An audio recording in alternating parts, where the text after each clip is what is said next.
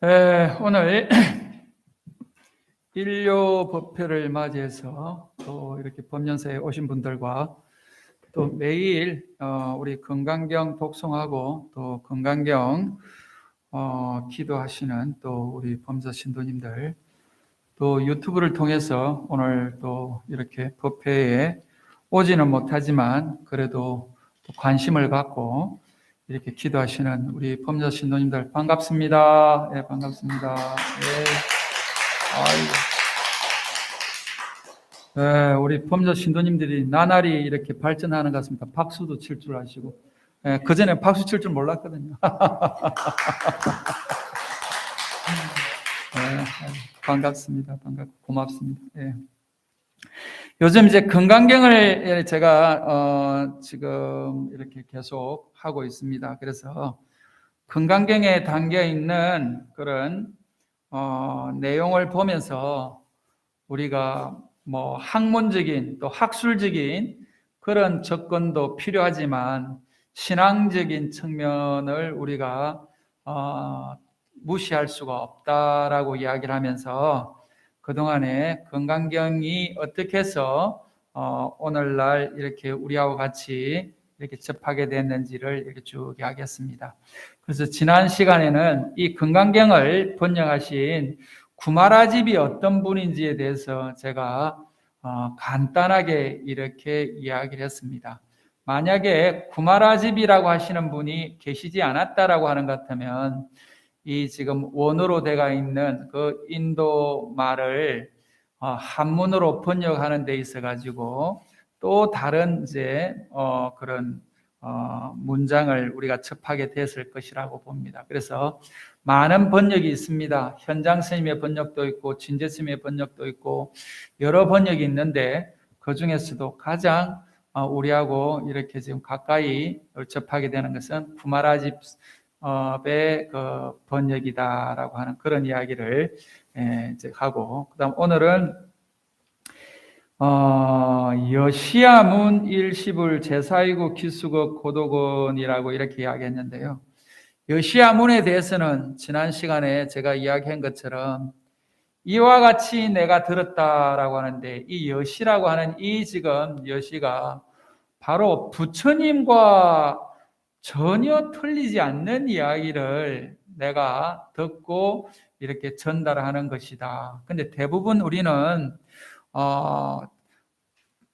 이야기한 화자와 청자가 늘 이렇게 소통이 안 되는 경우가 있습니다. 여기 지금 우리 방에 한 100명이 모여 있다라고 하는 것 같으면 제가 하는 이야기를 100명이 다 다르게 이렇게 우리가 이해하고 알아듣습니다. 그래서 부처님과 똑같이 알아듣는다, 부처님과 똑같은 말을 전한다라고 이렇게 이야기하려면 그 지금 여기서 나오는 아가, 이 들었던 이 아라고 하는 이 아가 부처님과 같은 경지의 사람이어야만이 부처님의 그 말씀을 100%로 그대로 듣고 이해하고 전달할 수 있다고 봅니다. 그래서 우리도 가끔 이야기한 사람과 전달한 사람, 또 듣는 사람과 또 처음에 이야기했던 사람과의 이게 오해가 생기고 다툼이 생기고 갈등이 생기는 것은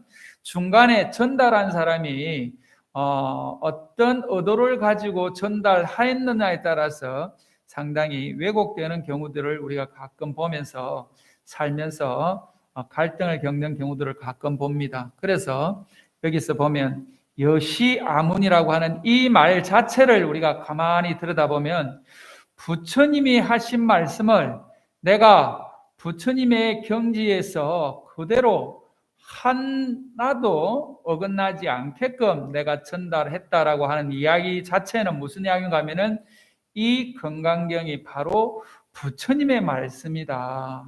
그래서 여기서 나오는 이 안은 안안을 이야기를 한다라고 이야기를 했습니다. 그래서 안안도 처음에 이 결집할 때 아라한가를 정득하지 못해서, 다시 말하면은 부처님과 같은 그런 경지에 이르지 못했기 때문에 이 결집에 참여하지 못했다가 안안이 뒤에 자기가 공부해서 깨치지 못한 것을 후회를 하고 이렇게 열심히 정진을 해서 깨치고 나서 이 결집에 동참했다라고 하는 것을 지난 시간에 이야기를 했습니다. 그래서 여시아문이다라고 하는 이 말 자체는 이 건강경이 갖고 있는 이 힘을 바로 부처님의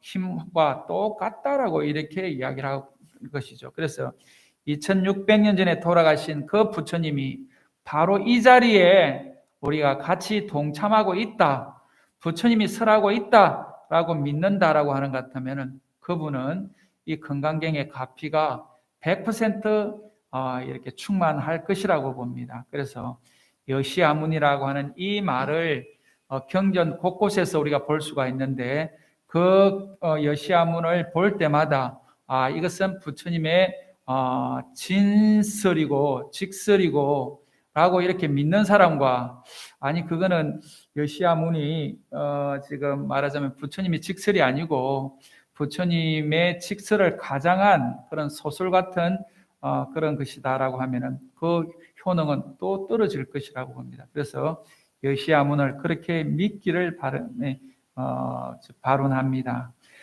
그리고 일시는 이제 어느 때를 이야기하죠. 부처님이 불제사위국 부처님이 사위국에 있을 때 그 기수급 고도건입니다. 그죠? 기수급 고도건이라고 하는데 이 기수급 고도건이 또 이 기수급 고도건을 또 우리 이야기한다라고 하는 것 같으면 정말 우리가 신심나는 이야기입니다. 왜 신심나는 이야기인가 하면은 이 지금 그 수다타 장자라고 하는 분이 부처님이 깨달음을 얻고 이렇게 설법을 하신다라고 하는데 부처님을 내가 좀 모시고 이렇게 부처님의 법문을 가까이에서 들었으면 좋겠다라고 하는 그런 발언을 하게 됩니다.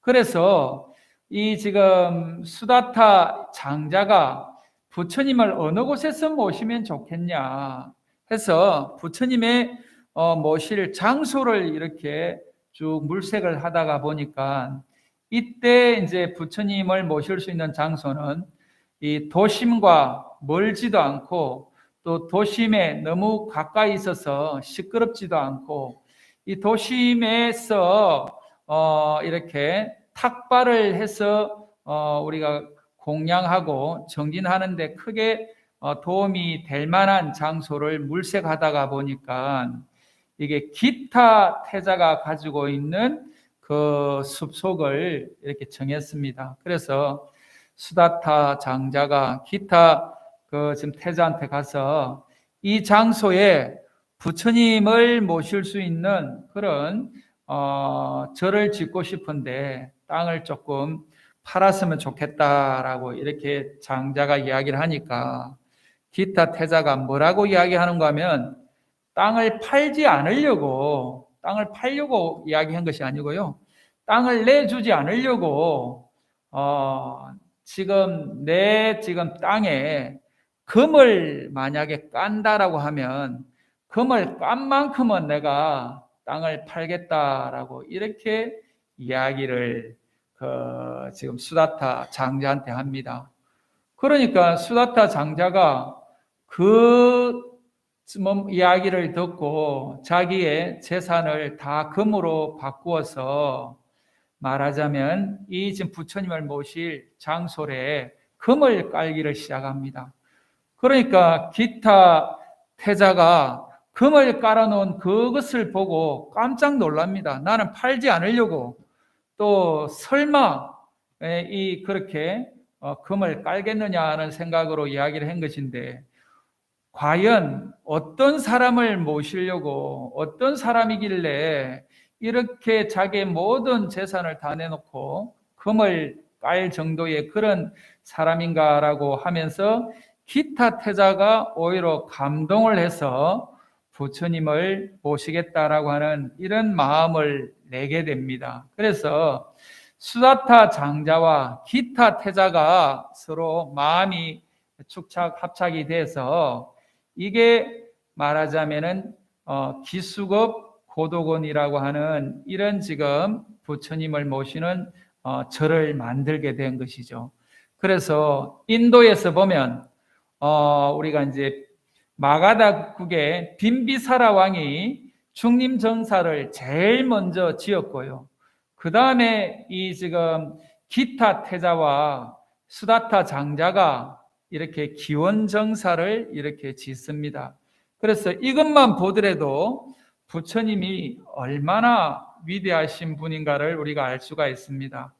마가다국의 빈비사라 왕만 하더라도 이 부처님이 이 집 깨치기 전에 이 지금 수행을 하기 위해서 유행할 때 빈비사라 왕이 이 지금 말하자면은 우리 부처님을 봅니다. 그랬는데 그때만 하더라도 이 지금 빈비사라 왕이 이 수행을 하러 지금 떠나는 아주 청년을 보고 아주 말하자면 여러 가지로 이렇게 좀 귀한 분이다 하는 생각을 하고는 빈비사라 왕이 내 신하가 되어서 같이 살자라고 합니다.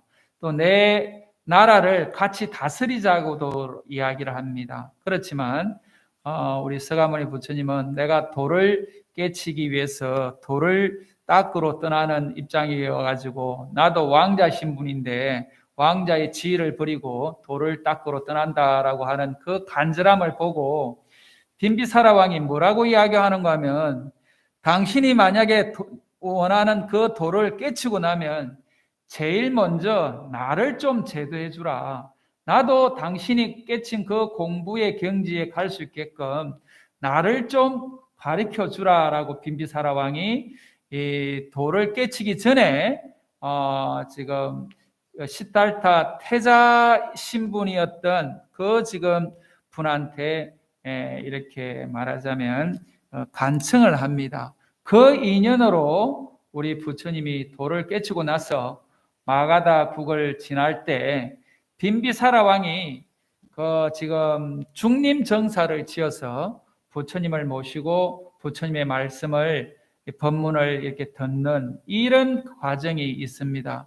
그래서 이때만 하더라도 정말 신심나는 그런 법회의 장이었지 않겠나 하는 생각이 됩니다. 우리가 상상만 해도 신심이 나는 일이지 않겠습니까? 그죠?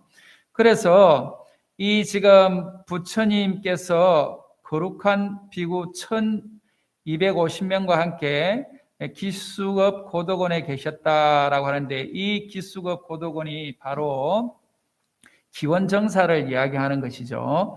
그래서 여기서 나오는 비구 1250명이라고 하는 이 지금 숫자도 지금으로 봐도 1250명을 이렇게 모시고 같이 이렇게 있다는 것은 엄청난 일일 것 같은데 그 당시는 더 대단한 일이었을 것입니다. 그런데 이 1250명이라고 하는 이 숫자가 어떻게 나왔는가라고 이렇게 보면은 여러분들이 이제 부처님께서 제일 먼저 돌을 깨치고 나서 누구한테 내가 이 가르침을 전할 것인가라고 이 고민을 했을 때 제일 먼저 나를 가르쳐준 스승을 찾아가려고 했습니다. 그래서 스승을 찾아가려고 보니까 그 두 스승은 먼저 돌아가셨고 그 다음에 자기하고 같이 고행림에서 수행을 했던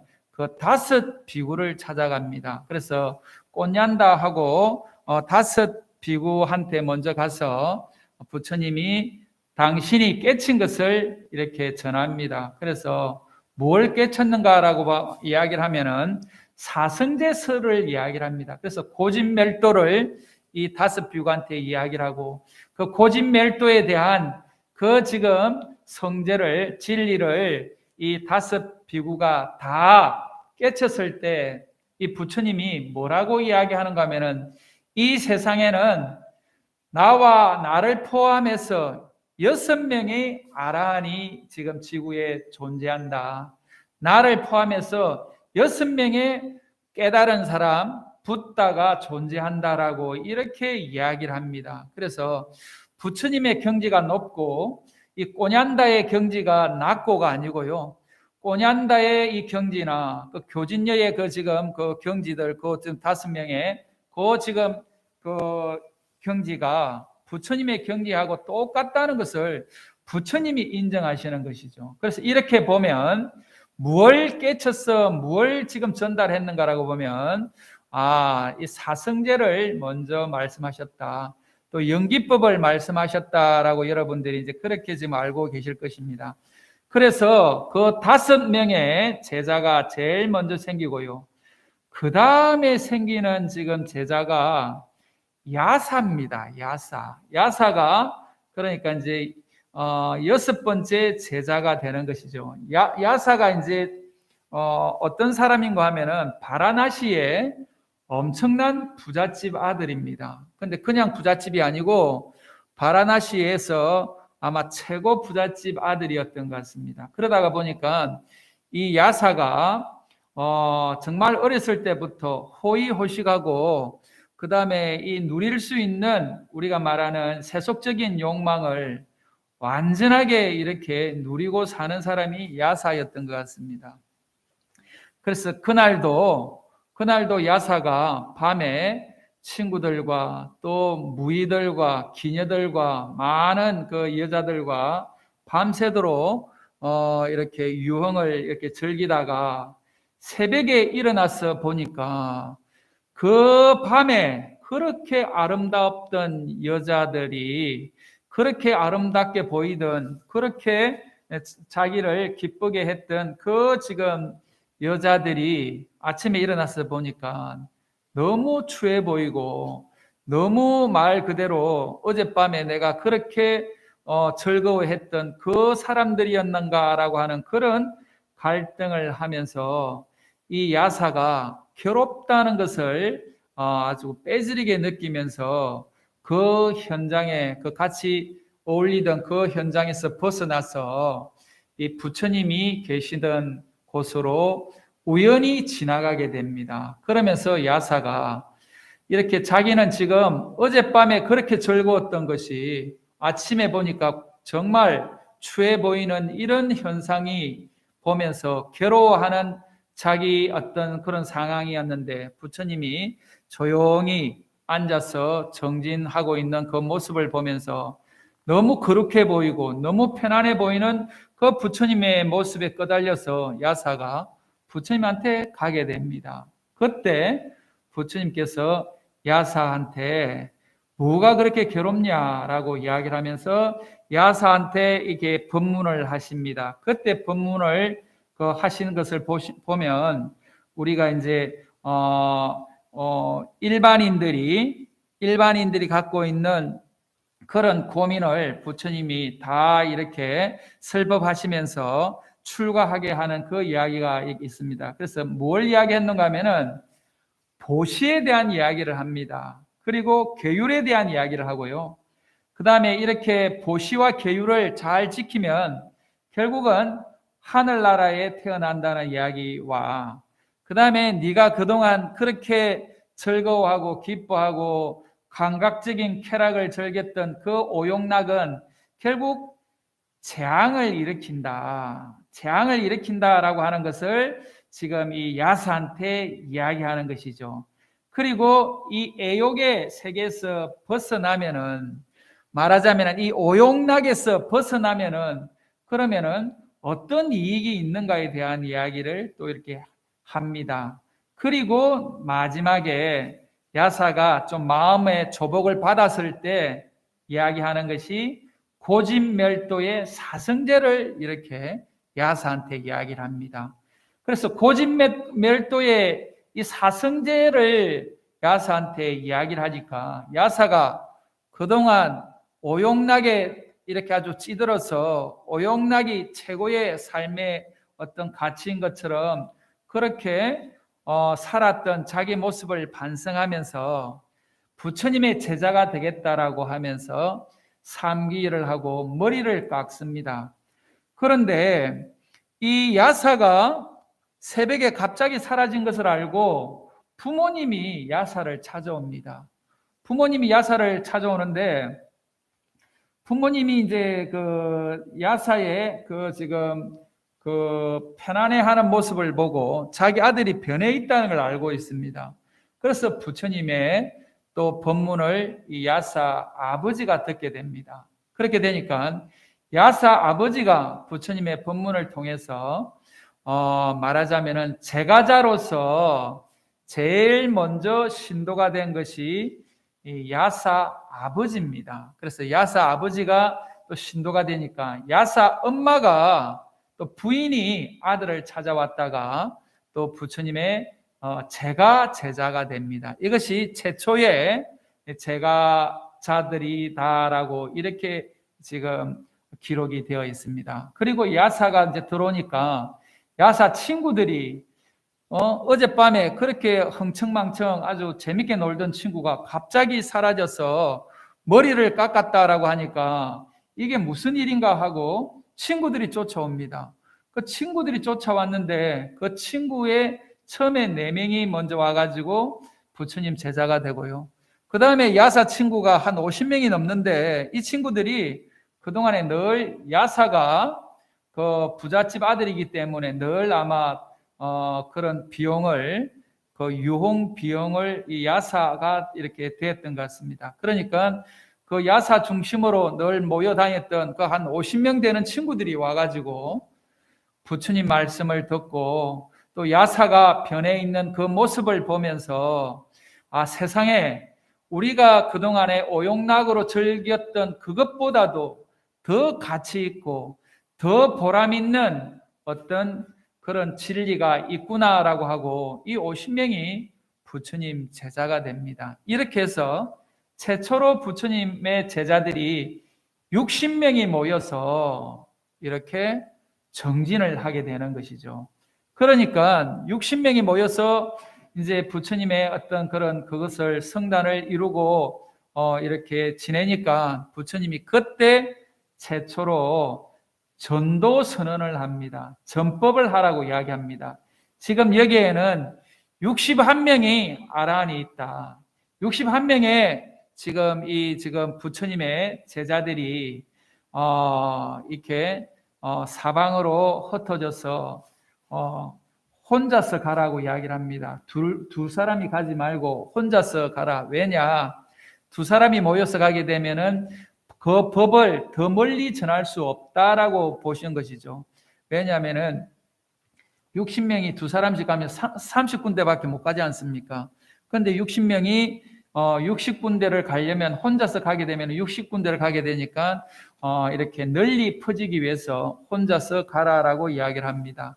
그리고 부처님이 그 설법을 할 때 처음도 좋고 중간도 좋고 끝도 좋은 그런 부처님의 법문을 전하라라고 이렇게 이야기를 합니다. 그래서 우리가 불자라고 이야기를 한다라고 하는 것 같으면 이 부처님의 법문을 한 구절이라도 다른 사람들한테 제대로 전달할 수 있는 이런 말하자면은 그 신심과 또 깨침이 있어야지 되지 않겠나는 생각이 됩니다. 그런데 우리가 그러지 못하기 때문에 기독교인들한테 늘 우리가 밀리는 이유가 기독교인들은 한 3개월만 지금 교회 교리만 이렇게 들었다 하더라도 이 사람들은 뭐 지하철이고 뭐 역전이고 돌아다니면서 불신 지옥이라고 이야기를 하고 믿으면은 천당 간다라고 예수는 천당 간다라고 이렇게 이야기를 하면서 그냥 안 믿는 사람들을 불쌍하게 여기면서 정말로 이 사람들이 눈물로서 호소하는 것을 이렇게 보게 됩니다. 그리고 교회 오지 않는 친구들한테 네가 교회 오기를 바라면서 내가 니를 위해서 늘 기도한다라고 합니다. 그런데 우리 불자라고 하면 이 부처님의 이 지금 사성제 팔정도라고 하는 이런 고귀한 법문을 우리가 늘 접하고 늘 우리가 가까이 하면서도 이 사성제가 제대로 뭔지에 대한 것을 우리가 불자들이 모른다라고 하는 것 같으면 그게 어떻게 불자라고 이야기할 수 있겠습니까? 그래서 최초에 부처님의 이 제자들이 60명이 모였을 때 전법 이렇게 여행을 전도 선언을 하는 이런 모습을 우리가 보면서 아, 정말 나도 이 지금 건강경에 있는 이 1250명이라고 하는 이 숫자 속에 있는 이 지금 이 숫자가 단순한 숫자가 아니고 나도 여기에 속할 수 있는 숫자일 수가 있겠다라고 생각을 하고 우리가 이렇게 좀 신심을 내서 신행 생활을 했으면 좋겠다는 생각이 됩니다. 그리고 이제 오늘 뭐 시간을 내가 이게 뭐 하나하나 이야기를 하면 아마 하나를 가지고 뭐 엄청 이야기를 해야 될 것 같습니다. 그렇게 하고 그래서 이제 60명이 됐지 않습니까? 그죠? 그런데 이제 간단하게 이야기를 할게요. 그 다음에 이제 우르벨라의 그 불을 섬기는 제자들이 있습니다. 그 까사파 삼형제가 있는데 이 까사파 삼형제가 이 사람들이 한 1000명이 넘는 그런 신도들을 거느리고 있는 사람들입니다. 이분들이 부처님의 그런 법문에 부처님의 그런 위신력에 감복이 되어서 이 1000명이 제자가 됩니다. 그리고 사리부타하고 모갈라라고 하는 이분들의 제자들이 250명이 됩니다. 그리고 까사파 까빠사카에서 또 한 30명이 이렇게 제자가 됩니다. 이렇게 보면 1250명이라고 하는 이 숫자가 그 당시에 충분히 모일 수 있는 숫자였다라고 하는 것을 우리가 반증해 볼 수가 있습니다. 그리고 부처님의 그 지금 이모죠. 부처님의 이모가 마하바자 빠띠가 이제 그 최초로 또 비구니가 됩니다. 그래서 사부 대중이라고 하는 비구니 우바세 우바이라고 하는 이런 지금 성단이 꾸며졌던 것이 바로 이 금강경 설하실 때 이제 그렇게 다 그런 성단이 이렇게 구성이 되었다라고 이렇게 봅니다. 그래서 오늘 이 첫 구절에 이와 같이 내가 들었다. 어느 때 부처님께서 거룩한 비구 1250명과 함께 사이국 기수국 고도곤에 계셨다라고 하는 이 지금 상황을 우리가 상상을 해보면 신심이 나지 않겠나 하는 생각이 됩니다. 그래서 오늘은 여기까지 하도록 하겠습니다. 오늘 인료법회 오시고 또 건강경 독송 또 건강경 기도하시는 우리 법륜사 신도님들 다 건강하고 행복하시기를 바라겠습니다. 감사합니다.